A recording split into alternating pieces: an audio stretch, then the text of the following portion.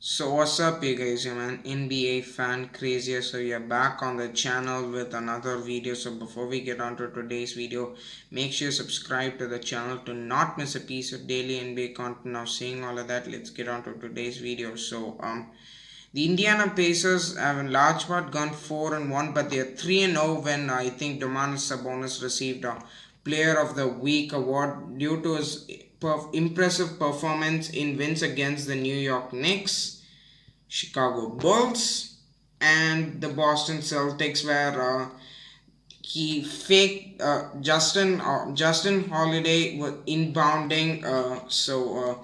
He acted like he was in a dribble handoff motion, took it to the basket, absorbed the contact of Rob Williams, and then scored what would eventually be the game winner. Though. So Domantas Sabonis pretty much has caught some headlines here because some people thought the Pacers gonna miss the playoffs. Man, that was hard. So we're gonna be talking about Domantas Sabonis alone in this video. So let's get into it. So Domantas Sabonis is a really good player. He's one of the better big men in the NBA. If you consider him I consider him a big man. He's a top 10 big man in the league, partly due to because even though people's harping point on Sabonis is the fact that he's not people think he's a so-called bad defender, but when Sabonis he's not a great defender, okay, but he's not a bad defender either. People need to stop acting like as if Sabonis is a bad defender because he's not a bad defender. Like I never understood the talk behind that because I watched those games. Though he's in that great defender, he's not bad either. And his offensive skill set is really good because his footwork and his post game is really good for a big man, especially as big men move more towards the 3 point line and started to shoot a lot more. Sabonis's post game is really important because when teams go small, he can punish the mismatch down low and then score over the top. But as per Nate Bjorkgren, I hope I'm saying that correct. Sabonis, he's emphasized lesser post ups, a faster pace, and more 3 point attempts. So, due to this, though, that Nate Bjorkgren here, he's aimed to maximize the spacing in that lineup. So Sabonis put more pressure on the rim because though he shoots a lot, he's more of an interior scorer and he's got the post and he can work in the post and then get easy baskets, and he's also a really good passer too.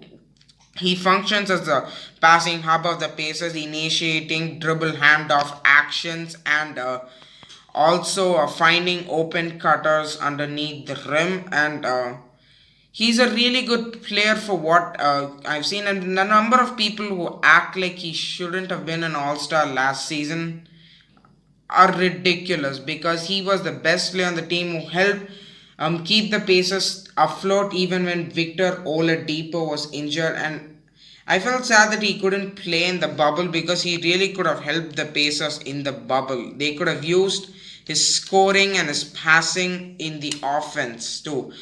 And hopefully the Pacers can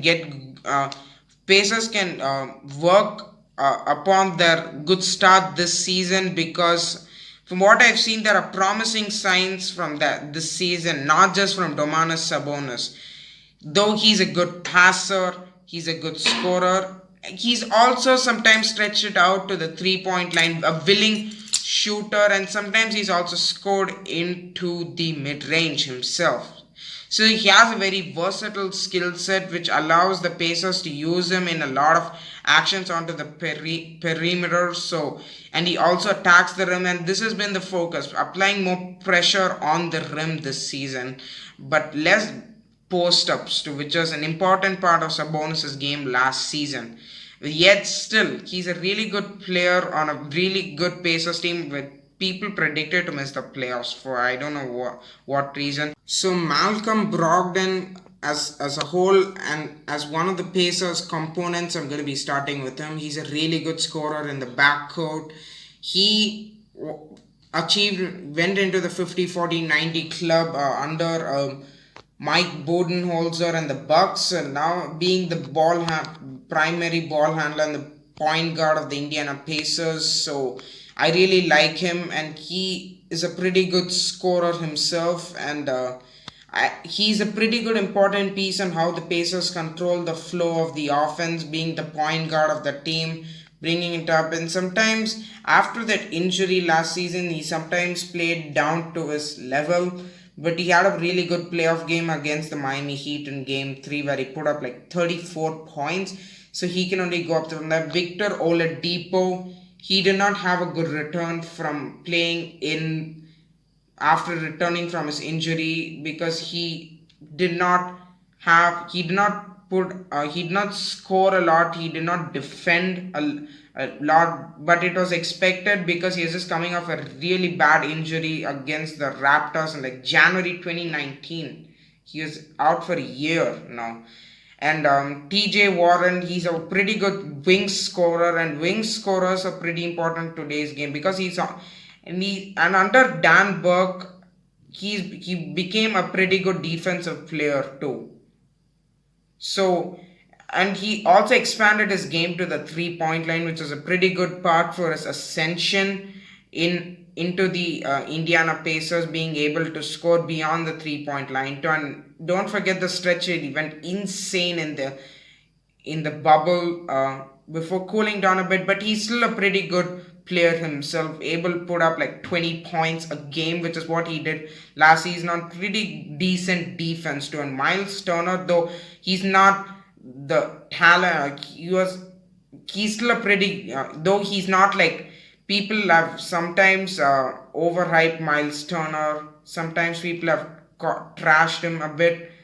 He's been playing pretty good defense at the 8 blocks he had against the Knicks too, and he's a pretty good player. And then playing in fast pace under Bjorkgren has also helped Turner rim run and then get easy buckets in the half court game. So and his 3 point shooting too.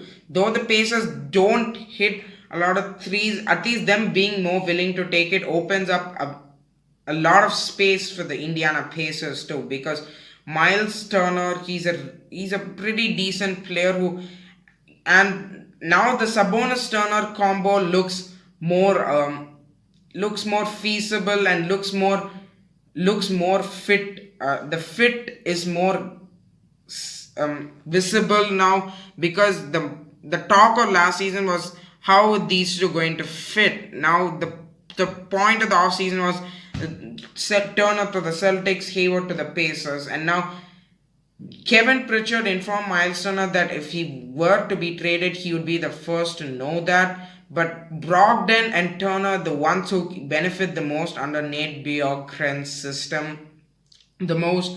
So this is so the compliments around Domantas Sabonis, they have around Domantas Sabonis and Malcolm Brogdon, who was a 36 pick who came into the 50, 40, 90 club. He is a pretty good scorer in the backcourt. Victor Oladipo just got injured, but it seems that he has regained a lot of his bounce. He seems to be scoring pretty well. TJ Warren, a pretty good wing scorer, really played well in the bubble. I think bubble first team, if I'm right, seeding games first team. And then Miles Turner is a pretty good stretch big who can also switch at times with this quickness too. So these 4 components around Domantas Sabonis, I can't see how the Pacers just go up from here. Not saying that defense, which was 6th ranked last season, and with the full court press they put up too. So with the components they have and the defense they already have proven, I can't see how the Pacers not go up since last season, with a new offensive coach who is willing to adjust to put his players under in the right places at the right time, and willing to make things more easier for the team too at the right time. So him willing to make adjustments is what differentiates last year's Pacers team from this year's, because Nate McMillan sometimes is little bit stubborn in making adjustments. Nate Bjorkgren is more of a flexible coach at times too, so he can really help the Pacers in game adjustments on defense and on offense too. And the bench is underrated, mostly TJ McConnell and Doug McDermott's a shooting specialist who can help with the spacing on the floor too, because they aim to maximize the spacing on the Indiana Pacers too. So this video talked about Domantas Sabonis and the components they have around them, with maybe Doug McDermott too, because he's a pretty good specialist. One time I saw him during the last seeding game. He hit most of his threes in that game too. But this video is mostly around the starting lineup of the Indiana Pacers, because in order to provide Domantas Sabonis help on the offensive end too, they will be needed to make sure the Pacers at least maintain this level of play in order to make them secure a good spot into the standings, with how teams are struggling right now, and the Pacers are 4-1. And by the way, I think you guys might have seen the Pacers wearing those City Edition jerseys, because for me, when I watch them, they bring me back memories of old games with the Flojo jerseys of the Flojo jerseys of the Indiana Pacers, with the text being like, if I'm right, the Paul George era Indiana Pacers jerseys. But either way, I really like those jerseys a lot. If you guys have a different opinion, I for one think that they're one of the best City Edition jerseys in the NBA right now, because they reflect everything that the Indiana Pacers mean. You have history and you have racing in there, along with honoring the time when they were a really good team in the East, with that text there with Indiana on the chest. So I thank you guys for watching this video, and share your opinions down on the comment section below, and I'll see you all next time. Thank you guys for watching the video. If you like the content put out by me, please subscribe to the channel. Do not miss a piece of daily NBA content, and I will be seeing you guys in the next video.